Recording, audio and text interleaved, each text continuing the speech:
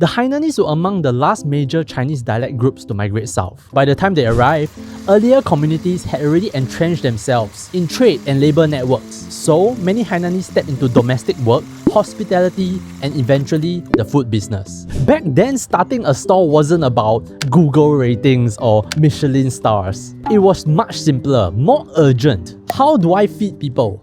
What can people eat? What ingredients can I get my hands on in a place far from home? Within the Hainanese culinary repertoire, one dish answered this most elegantly: chicken rice. The world's most consumed meat, affordable, available, paired with the region's staple grain. As the Hainanese community settled across Singapore, Malaya, Thailand and beyond, versions of this dish followed. In some places it blended in others it evolved. But in Singapore, something different happened. In an emerging country divided by ethnicity, language, and class, chicken rice crossed lines most things could not. It required no translation, no explanation. Singaporeans simply looked at it and said, "I want." 3 generations later, the question is no longer, does chicken rice belong to Singapore? The question is, who makes the best one? New series, baby! We are starting the journey in the north along Upper Thomson Road at Chicken House, and this place is fast. As you walk in, right, they ask you for the number of people in your party, not to get you a table, but for you to already pay. They just assume your default order. I got the standard order for this series, a chicken drumstick rice with an add-on of breast meat, so that I get both the white and the dark meat.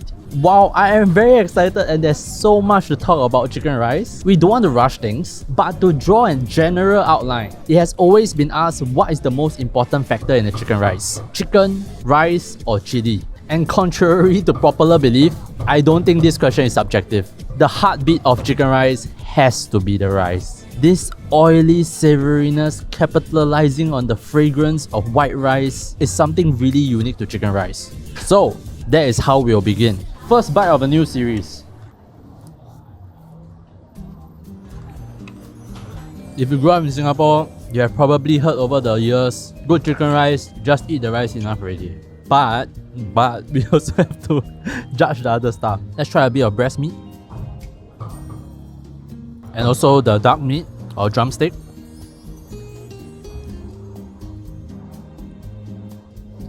I have been so excited for this series because I've done so many dishes. Always, the better version is out there in the world. But there's only one dish that we have the national dish buff.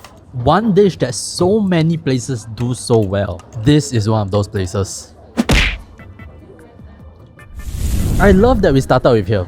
It exemplifies why chicken rice is so good. We start with the heartbeat, the rice. What you can see is that the grains are mostly whole, the starch is managed well, the oil coats it nicely, but it's neither pulling on the plate nor greasing up the rice. What you cannot see is the subtle fragrance of the aromatics, the ginger, the lemongrass, the garlic, and that chicken fat just shining through. It has been said for generations, and I'm gonna repeat it. Good chicken rice, eat the chicken rice enough already. And then we move on to the meat. Nice tender breast, the cook is taken care of very well. The dark meat is nice and smooth, just slides around your tongue. And they have the jelly. The jelly of chicken rice requires a 4-minute monologue on its own. And it's too early in the series. So I'm gonna leave it as is, but rest assured, I'll explain the jelly thoroughly down the series. And this place is not even supposed to have the jelly. They are using kampong chicken, which are known to be leaner than broiler chickens because, they exercise. They have a 20,000 step count. That makes their meat leaner. But being free range, it allegedly makes the meat sweeter. And that is ironically where the misses start. But before I get there, very nice chili. You can taste the fruitiness, not just the sourness from the vinegar. And nice soup. Adding cabbage to this MSG soup just changes everything. Suddenly everything is so nice and sweet and palatable, not at all artificial. But anyway, time to do the hard part. While this kampong chicken is supposed to be sweeter, it is hard for me to taste it. The way they serve the chicken is like this, and this sauce on the bottom is rather salty.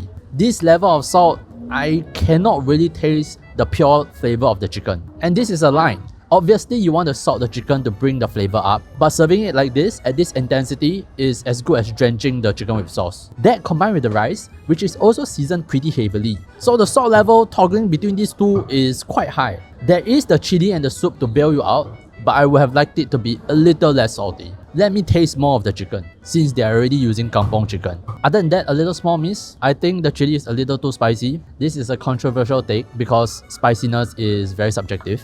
But I feel like this chili is good enough that I want more of it without blowing my head off. There is a lot of flavor here that I want in my rice, but I kind of have to dab it because it's very spicy. And then I know you might be wondering, Aldrich, you never touched the ginger scallion puree or the dark soy sauce? For the sake of this series, I will leave this out of the scope. For two reasons. One, in my years of eating chicken rice, I have not noticed a huge variance in difference when it comes to such condiments. There may be one or two with very good ginger scallion condiments, but I think overall, not consequential. And the second reason is, after you add these two, a lot of things become very forgivable. I mean, you can add this to white rice and it'll taste good. So I think there are already too many things to talk about in chicken rice. I know some of you really enjoy it, go ahead. I also enjoy it as well. But I think it brings little value to you guys to talk about this. My goodness, what a start! Not only is it a good start, it's very likely gonna be a good journey. I'll see you guys at the next place. For our next stop, we are in Yishun at 925 Chicken Rice. Hey, don't boo you're very rude I know some of you are like, no way LJ, you can't pick this. But the truth is, this outlet, the original Yishun 925 outlet, still has a very strong fan base. This is the first time in a long time that I had to wait for a seat. This kopitiam is doing very well. And majority of the people here have the same purple plate. So can't argue with the results. Other 925 outlets, I can't say. But as with most of the big names in this series, we are going with the flagship or original outlet. Anyway, we ordered the same thing. This time they deboned it for us, so it looks significantly smaller. Although I think even after accounting for that, this is still a slightly smaller bird. But anyway, let's start with the most important bite.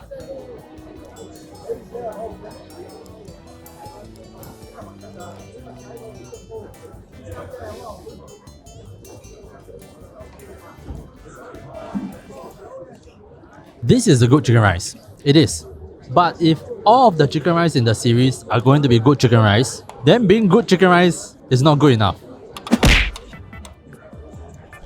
First of all, good rice. Fragrant, flavorful, but this time softer. And this is something I didn't address in the previous place. The principles of rice does not disappear with chicken rice. It's still up to personal preference. Some of you like a more al dente, more solid grain, which is what Chicken House was. Their rice grains were on the firm side. This one is softer. Every mouthful of rice seems to mash together rather than the rice grains running about. This is not to say that they are mash. They are not overcooked. I think they are perfectly cooked for the softer rice. And somehow, a good bit of sweetness. It reminds me a little bit of eating lo mai kai. Not that glutinous, of course. And then we move on to the meat. This time the seasoning is not as intense. You can still taste the pure flavor of chicken, which I quite appreciate, although it's a typical flavor. Very predictable, very familiar, but not nostalgic since I didn't eat this growing up. So, on to the misses.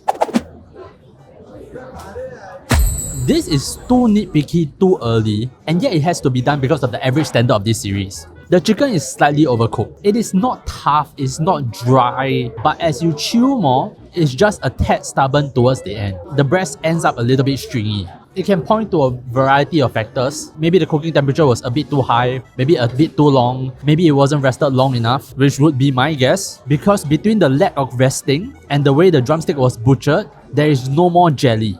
So a key factor on why jelly is an indicator of quality is that in order for the jelly to happen, the chicken cannot be in a rapid boil, lest the skin tears and the fat dissolves out, no longer having the chance to congeal back, which is the second part, congealing. Having the jelly also means that the chicken is given enough time to rest. So all of that gelatin and fat has the chance to congeal back into this jelly. So here I'm taking the jelly as hints to guess how the chicken was cooked rather than taking the jelly itself. The chili, compared to just now, is very flat. Spiciness, ginger, garlic. It cuts flavor instead of adding to it.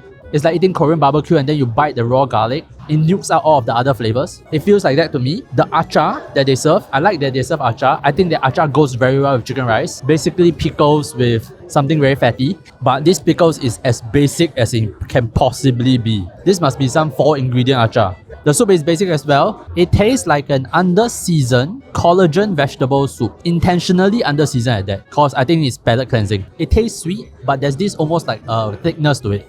Hey, I say so much about the misses, but that's the thing. That's the thing about this series. If this is one of the lousier ones, we're gonna have some fun. I'll see you guys in the next place. We are now in Bishan at Ming Road Chicken Rice. You know, jelly is supposed to be a sign of elite chicken rice, in my opinion anyway. But in the first 2 episodes, 2 out of 3 have such beautiful jelly. Not only that, I have a deboned drumstick here, and the jelly is still intact. It's one thing to form the jelly, it's another thing to keep it. Other than that, we have what seems like very loose and separate rice grains, and a free-flow soup dispenser, which they say is a herbal chicken soup. I've always thought that chicken rice stalls should have very good chicken soup, cause you're in no lack of ingredients. Any trimmings, tum, into the soup. Customers say 去骨, tum, into the soup. Anyway, enough yap, let's get it.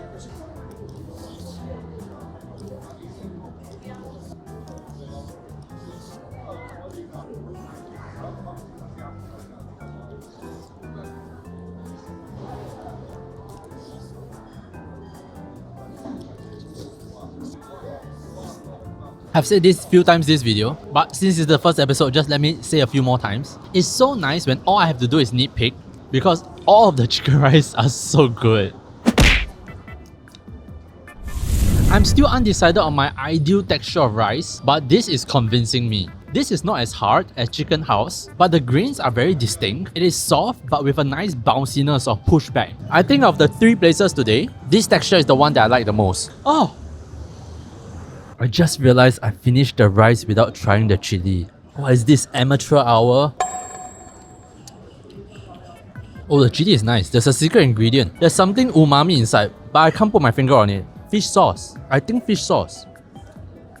Oh, I like the chili. Anyway, blunders aside, let's move on to the chicken. Very nice cook. Tender, silky breast, smooth drumstick, abundance of jelly. Elite. Other than that, the soup is an herbal chicken soup, but a pretty mediocre one at that. Still, I appreciate it. And then we move on to the missus. The rice is too tasty. I don't mean this in a flattering way. The saltiness is like at 150%. The umami feels out of place. It feels like chicken bouillon powder. The impression that it gives is like listening to music that is too loud. I was taken aback by the first bite. I don't think this is what you want in chicken rice. It's not what I want. In fact, I want the rice to play a more subtle role and provide a base for the dish. And then secondly, 3 chicken rice in, I think this is gonna be a point of contention throughout the series. How much sauce should the chicken in chicken rice have?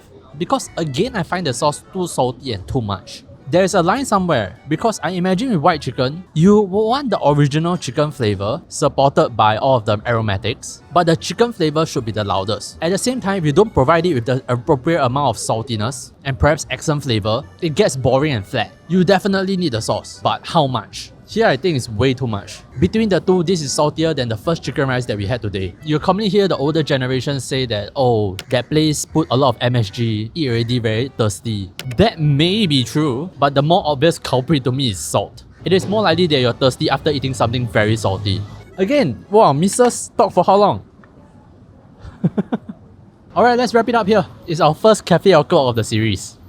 We are now at WAD Coffee, just a little bit down the road. Is this hole in the wall that offers both specialty coffee and local brew. And if you have been on the channel for a while, you know which one I'll pick.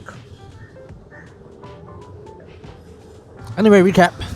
Of all the series that we have done before, chicken rice is the one that I'm least ill-informed about. It's the dish that I ate the most. It's also the one that I made the most. I made chicken rice like a dozen times now. So I feel like we have a pretty good base to start with. So the things that I look forward in this series are good rice. And after today, I want to define it as rice that you cannot stop eating. The seasoning, the carbiness, the fat must be so balanced that you just keep going without knowing. Chicken rice has this quality that encourages your appetite, snowballs your appetite. However it tastes, I want it to translate to a feeling that you cannot stop.